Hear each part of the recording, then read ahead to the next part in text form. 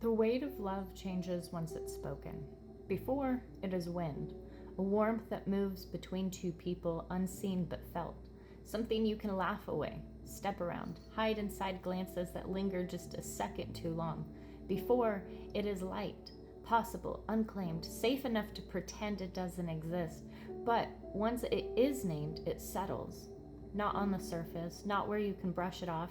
It sinks into bone, into breath, into the quiet spaces where decisions begin. And suddenly, it is no longer a feeling. It is something that can change a life.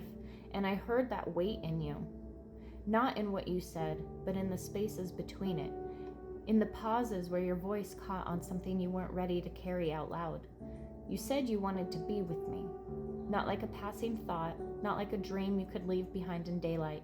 You said it like a man standing in a doorway, one hand still on the life he knew, the other reaching towards something he could not yet see clearly. And still, you stayed. Every morning you were there. Good morning. Like the sun had something to do with us. Like the light belonged to the space we shared. You asked about my day as if nothing had shifted, as if everything had changed. And somewhere in that fragile balance, we started imagining, not the loud parts of a life, the quiet ones, the ones we don't get written down but hold everything together. I told you, my favorite kind of day would begin before the world wakes.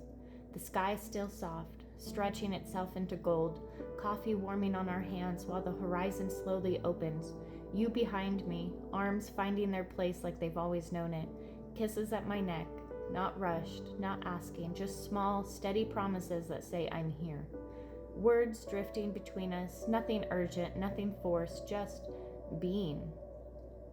Kids running through rooms, half-tied shoes and forgotten breakfast, turning the morning into something alive.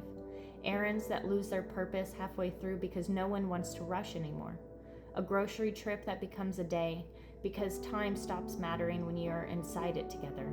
And by evening, a table, full, warm, loud with stories and laughter bouncing off walls that have learned how to hold joy.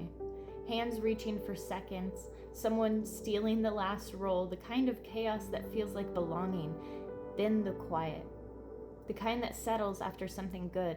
A drink in your hand, firelight breathing slow into the room, the night wrapping itself around us like it doesn't want to let go. And later, finding each other again in that wordless way where nothing needs to be explained. You listen, not distracted, not halfway, fully, and then you added your own pieces. Coffee on the porch, the sun climbing higher while the day stretches on, steaks over fire, the crackle, the smoke, a beer sweating in your hand. The kind of pride that lives in building something from heat and patience, and when the fire dies down, whiskey, steam rising into the night as the stars settle in above us. You said you were both, morning and night. Someone who understands how to stand at the beginning and the end of a day and appreciate both. And it made sense, because you are like that, always standing on the edge of something, trying to understand which way to step. Later, I told you what had been circling my mind. Not softly, not safely, the endings, the worst ones. Not because I doubted us, but because something this real deserves truth. I told you you didn't have to carry it alone. That I wanted to be someone you could lean on when the weight got too heavy. That fear about reputation, about the world watching, might not be as fragile as it feels inside your head. I told you, stories matter.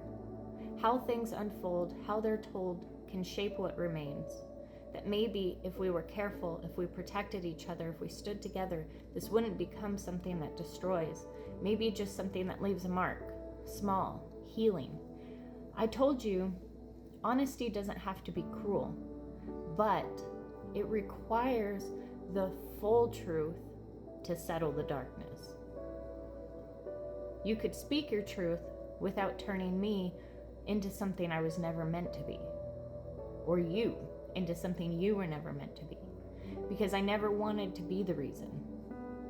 I wanted you to be happy, and then the weight found you, not in words at first, in your body. Headaches, fatigue, the quiet collapse of someone thinking too much for too long. You showed me that image, something made by a machine. You said you liked it. And then Softly. You said you wished something could fix what felt broken inside you, and that hurt because I don't see you that way. I see someone who has carried too much, for far too many people for far too long. Someone who learned how to be strong before anyone ever asked how they were doing. I told you, you were worth everything. That maybe the problem was never you, just how rarely anyone had truly seen you. And you laughed, soft, deflecting. Then you said, "Psst." I asked what? You brushed it off, said that you'd been thinking of me, that's all. But I knew, that small, quiet way you reach for me without asking for anything. The little things that shouldn't matter but do because they've become something sacred. And still, in the middle of it all, we laughed. About your mom crying at movies, about me doing the same, you and your dad pretending not to care, sitting there like it doesn't touch you while it does. Old Yeller. Every time. Because some endings, even when you know they're coming, still break you. We talked about that. How you could see your mom and I sitting together, crying, and you and your dad would laugh and say, you knew this was coming. The stories that stay, the moments that cut deep and never quite leave, the things we carry like fragile glass inside our chests, and somewhere between sunrise dreams and whiskey nights, between fear and hope, between everything we said and everything we couldn't, we sat there. Not just in love, but in something heavier, something that asks more. The truth that love, once spoken, doesn't ask if. It asks, what will you do with it now?